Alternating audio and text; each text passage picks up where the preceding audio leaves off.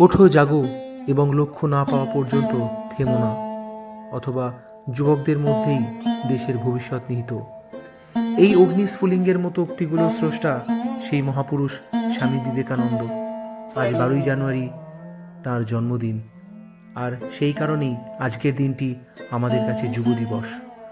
শহরের কোলাহল আর ব্যস্ততা থেকে একটু দূরে, শান্তি ও আধ্যাত্মিকতার সন্ধানে আমি এসে পৌঁছেছি কল্যাণীর শ্রীরামকৃষ্ণ মিশন আশ্রমে। এই মন্দিরের প্রতিটি কোণে, প্রতিটি নিঃশ্বাসে মিশে আছে ত্যাগ, সেবা আর আত্ম উন্নতির বার্তা।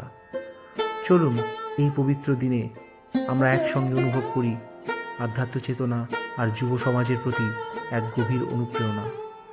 আপনিও যদি জীবনে একটু শান্তি, একটু স্থিরতা আর নিজের ভেতরের শক্তিকে খুঁজে পেতে চান, তাহলে এই ভিডিওটা শেষ পর্যন্ত দেখতেই হবে।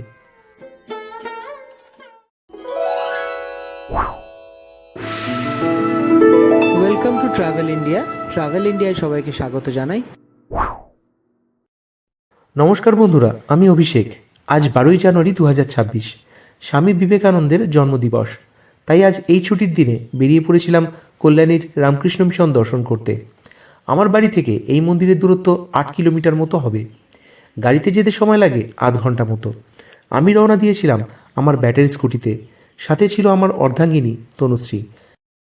আজ 12ই জানুয়ারি 2026, আজ যুব দিবস, স্বামী বিবেকানন্দের জন্মদিন আজকে। আর আজকে আমরা চলেছি কল্যাণীর রামকৃষ্ণ মঠ ও মিশন দর্শন করতে। যাব বাইকে, বেরিয়েছি ব্যাটারি স্কুটি করে।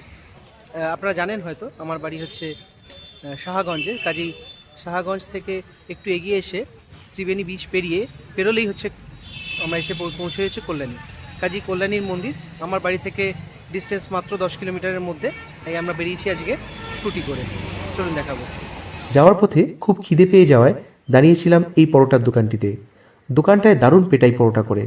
যাওয়ার পথে আমরা এই জায়গাটাতে দাঁড়িয়েছি। এই যে আমার পিছনে দেখা যাচ্ছে এই পরোটার দোকান। আপনারা যদি এই দিক দিয়ে আসেন, মানে ত্রিবেণী ব্রিজ পেরিয়ে যদি আসেন, তাহলে সেন্ট্রাল পার্কের মোড়ে হচ্ছে এই পরোটার দোকানটা। এটা দেখে নিন ভালো করে। এই পরোটার দোকানটা কিন্তু দারুণ পরোটা করে। আমরা যখনই এখানে আসি এখান থেকে পরোটা খাই, পেটাই পরোটা করে। কিন্তু এছাড়াও এখানে চাইলে আপনারা যদি বলেন, তাহলে ওরা তেল ছাড়া পরোটা, পিস পরোটা আপনাদের ভেজে দেবে এবং বেশ অসাধারণ। তেল ছাড়া পরোটা খেলেও আপনাদের এতটুকু আপনি বললে এরা তেল ছাড়াও ভেজে দেবে, আর বিশ্বাস করুন দারুণ টেস্ট, আর তরকারির টেস্টও বেশ ভালো। দোকানটা সেন্ট্রাল পার্কের ঠিক মোড়েই। খেয়ে দিয়ে পৌঁছলাম রামকৃষ্ণ মিশন মন্দিরে। কিন্তু দুঃখের বিষয়, মূল মন্দির তখন বন্ধ হয়ে গেছে, কারণ ঘড়িতে তখন 11টা 40 বাজে। মন্দির বন্ধ হয় সাধারণত 11টা 30-এ, কিন্তু আজ যুব দিবস বলে ভেবেছিলাম হয়তো খোলা থাকবে, নয়তো রাস্তায় খেতে দাঁড়াতাম না। মনটা একটু খারাপই হয়ে গেল। এসে পৌঁছেছি অনেকটা দেরিতে, মন্দির হয়ে গেছে বন্ধ।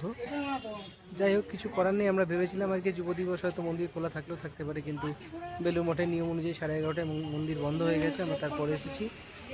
যাই হোক, ভেতরে তো ঢুকতে পারবো না, কিন্তু বাইরে জায়গাগুলোকে একটু এক্সপ্লোর করি, দেখা যাক। চলুন। যাই হোক, বাইরে থেকেই চারদিক ঘুরে ঘুরে দেখলাম মন্দির প্রাঙ্গণ চারিদিক সেজে উঠেছে শীতকালীন ফুলে। আমি তো ঘুরে ঘুরে শুধু ফুল দেখতেই ব্যস্ত ছিলাম। মন্দিরের পাশের সিঁড়ি দিয়ে উঠে একটা দরজা খোলা দেখলাম। সেই দরজা দিয়ে ঢুকে গিয়েছিলাম মন্দিরের ভিতর। নাট মন্দিরে ঢুকতে পারলেও ঠাকুর শ্রীরামকৃষ্ণের মূর্তির সামনে পর্দা দেওয়া ছিল, তাই শেষ পর্যন্ত দর্শন হলো না। কিন্তু মন্দিরের ভিতর ঢুকে নিজের প্রণাম নিবেদনটুকু অন্তত করতে পারলাম, সেটাই শান্তি।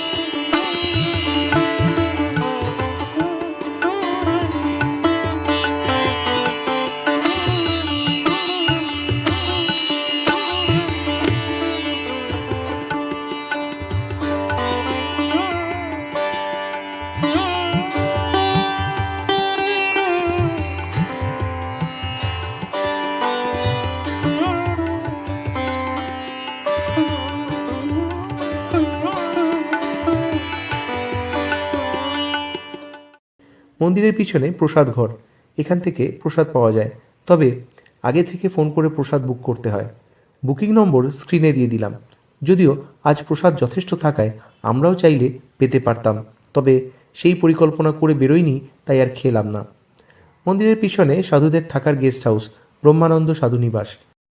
আজ যেহেতু যুব দিবস, হয়তো সন্ধেবেলা কোনো সাংস্কৃতিক অনুষ্ঠানের পরিকল্পনা আছে, যে কারণে হয়তো এখানে মঞ্চ করে রাখা রয়েছে।